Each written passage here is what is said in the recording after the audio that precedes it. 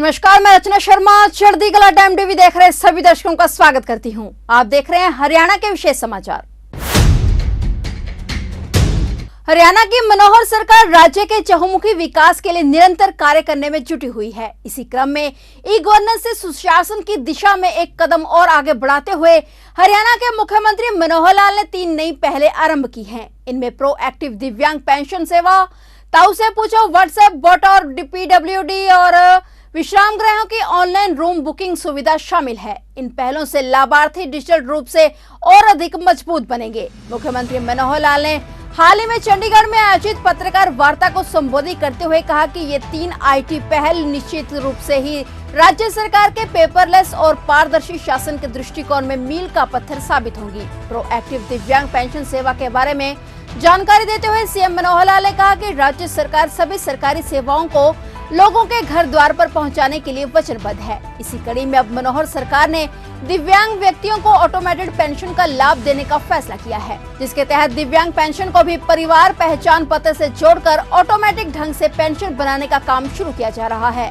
सत्यापन के बाद पात्र पाए गए ऐसे सभी दिव्यांगों का डाटा योजना द्वारा निर्धारित पात्रता मानदंड के अनुसार सेवा विभाग के साथ साझा किया जाएगा। सेवा विभाग के जिलाधिकारी पेंशन शुरू करने के लिए इन नागरिकों की सहमति लेने के लिए उनके पास जाएंगे। सहमति प्रदान करने वाले सभी दिव्यांगों की अगले महीने से पेंशन शुरू कर दी जाएगी। उन्होंने कहा कि अब ऐसे सभी लाभार्थियों को अपना लाभ लेने के लिए कार्यालयों के चक्कर नहीं लगाने पड़ेंगे। मुख्यमंत्री ने web based chat bot solution के साथ साथ ताऊ से पूछो नामक व्हाट्सएप बॉट का भी शुभारंभ किया। उन्होंने कहा कि हरियाणा सरकार ने परिवार पहचान नंबर जारी करने के लिए हरियाणा परिवार पहचान प्राधिकरण की स्थापना की है। आज के डिजिटल युग में नागरिकों की विशाल संख्या के विभिन्न सवालों का जवाब देना एक बड़ा कठिन कार्य है। इसके समाधान के लिए हरियाणा परिवार पहचान प्राधिकरण ने web based chat bot solution के साथ साथ ताऊ से पूछो व्हाट्सएप बॉट बनाया है। उन्होंने कहा कि व्हाट्सएप के साथ एकीकृत ताऊ से पूछो नामक व्हाट्सएप बॉट नागरिकों के प्रश्नों का तुरंत जवाब देगा। यह सबके लिए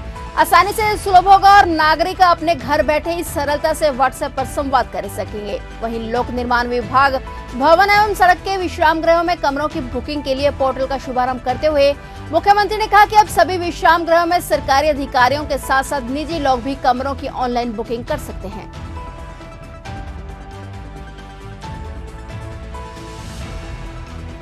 हमारा हमेशा ही फोकस रहा है कि गुड गवर्नेंस, सुशासन, इसके आधार पर चीज़ों को आगे बढ़ाया जाए।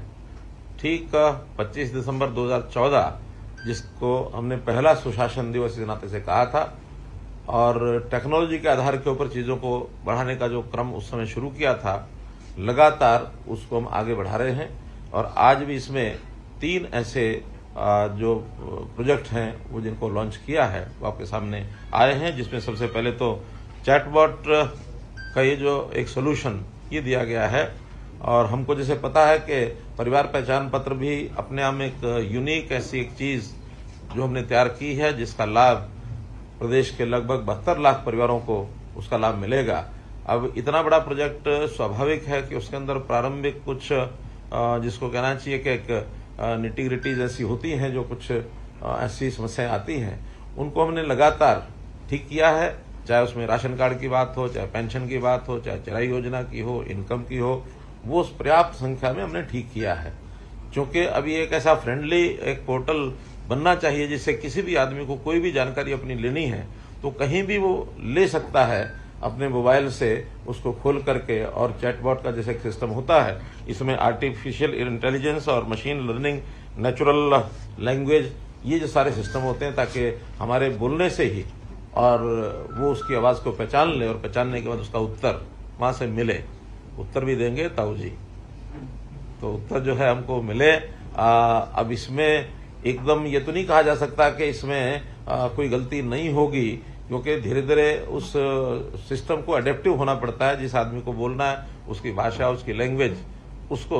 और ये सामान्यतः एक बार जो व्यक्ति अपना चैटबॉक्स खोलेगा और वही व्यक्ति बार बार पूछेगा तो उसके उत्तर ठीक आएंगे।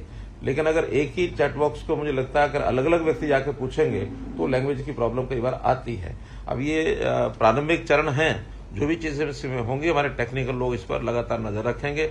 लेकिन अच्छा फ्रेंडली एक विषय जहां भी कहीं आदमी होता है अपने मोबाइल को साथ लेके रखता है, चाहे वो खेत में जाए, ऑफिस में जाए, घर में बैठे पढ़ने जाए, सैर करते हुए भी अपनी जानकारियां ले सकता है। चैट बॉक्स का एक ही इस प्रकार से एक हमने सोल्यूशन दिया है और मैं समझता हूं जनता को बहुत इसका लाभ होगा। और जितने उसके प्रश्न होंगे, चाहे उसके जाति के हैं, आय के हैं, व्यवसाय के हैं, जन्मतिथि के हैं, ये सब जो उसको, चाहे उसका फिर आय के साथ उसका सार्वजनिक वितरण प्रणाली यानी राशन कार्ड हो, फिर उसकी चाहे जो भी कोई प्रश्न है, वो सारा जो सूचना डाटाबेस हमारे पास जो कोष बना है, उस कोष में से उसको ये उत्तर त्वरित और सटीक रूप से ये सब मिलेगा। दूसरा जो हमने प्रोएक्टिव एक पोर्टल बनाया है वो दिव्यांग सेवा, दिव्यांग की पेंशन ये सेवा। और इस सेवा में अभी तक दिव्यांग को पेंशन बनाने में काफी कठिनाई आती थी। आयु के हिसाब से तो 60 वर्ष की आयु एक गणना के हिसाब से ऑटोमेटिकली व्यक्ति की गणना हो जाती है, लेकिन इसमें शर्त है कि 60% उसका दिव्यांग का सर्टिफिकेट होना चाहिए। जैसे ही 60% दिव्यांगता का सर्टिफिकेट डॉक्टर से वो प्राप्त करेगा, उसको अपलोड करेगा, अपलोड करते ही प्रोएक्टिवली उसकी पेंशन जो है वो घर बैठे बनेगी, इसमें कहीं किसी प्रकार की कठिनाई नहीं आएगी। और जो तीसरा एक पोर्टल है वो हमारे यानी जो जितने भी रेस्ट हाउसेज हैं, चाहे वो दिल्ली का हरियाणा भवन है, चाहे फिर हमारा गुरुग्राम का पीडब्ल्यूडी रेस्ट हाउस है, या पंचकुला का पीडब्ल्यूडी रेस्ट हाउस है, और जितने हरियाणा के लगभग ये 45 के आसपास रेस्ट हाउसेज हैं। इसमें शिमला का बेनवर भी है, मसूरी का रेस्ट हाउस वो भी इसमें जोड़ा है। मेरे ख्याल प्रदेश के बाहर के तो 2 ही है इसमें। तो उन सबको जोड़ करके और जो भी व्यक्ति बुकिंग करना चाहता है उसमें जिनकी एंटाइटलमेंट है, अधिकारी हैं या राजनीतिक जो लोग हैं, विधायक, सांसद, पूर्व विधायक, पूर्व सांसद, वो सब कर ही सकते हैं, अधिकारी भी कर सकते हैं। इसमें पत्रकारों को भी जिनको उसकी एंटाइटलमेंट होगी वो भी उसमें अपनी बुकिंग हिसाब से कर सकेंगे। बुकिंग प्राइवेट लोग भी कर सकेंगे, लेकिन उसका एक सिस्टम बनाया है कि 15 दिन पहले उसके लिए प्राइवेट बुकिंग के लिए जो कमरे निर्धारित किए गए हैं उतने वो कर सकते हैं। 15 दिन से 7 दिन जब रह जाएंगे तो उन कमरों की संख्या और बढ़ा दी जाएगी। यदि वो आधे कमरे उनके लिए हैं, आधे कमरे जो एंटाइटल्ड लोग हैं उनके लिए। लेकिन एंटाइटल्ड लोग अगर बुकिंग नहीं कर पाते हैं, फिर भी कमरे बचते हैं, तो और कमरे फिर 7 दिन तक उसको 75% कमरे बुकिंग करने का भी एक सिस्टम बनाया है। हरियाणा निवास में, क्योंकि हरियाणा भवन में 20 कमरे ऐसे आखिर तक हम निश्चित करके रखेंगे, क्योंकि वहां सामान्य अधिकारियों को अपनी मीटिंग्स होती हैं, विधायक हैं, मंत्री हैं, उनको जाना होता है। तो 20 कमरे आखिर तक उनके लिए उपलब्ध रहेंगे कि वो जाकर के कर सके। प्राइवेट आदमियों के लिए भी जो चार्जेस हैं वो जो सामान्यतः होटल के चार्जेस है उससे कम रखे हैं।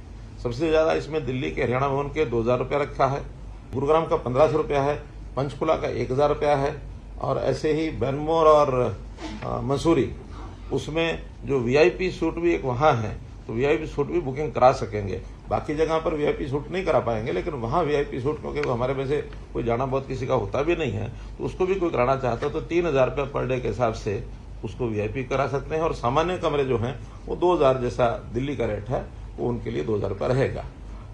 जो एंटाइटल लोग हैं उनके रेट अलग अलग पहले से हैं।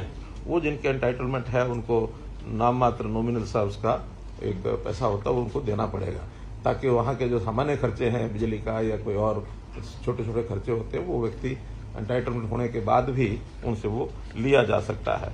और इसकी बुकिंग ऑनलाइन पेमेंट यानी गेटवे आईडीबीआई बैंक के साथ उसको जोड़ा गया है, ताकि वो पेमेंट उसी समय बुक कराते समय वो करवा सकते हैं। रिफंड भी लेना हो तो 24 घंटे पहले, बुकिंग का जो दिन है उससे 24 घंटे पहले करवाना चाहें तो 20% की राशि कटवा करके वो पैसा वापस मिलेगा।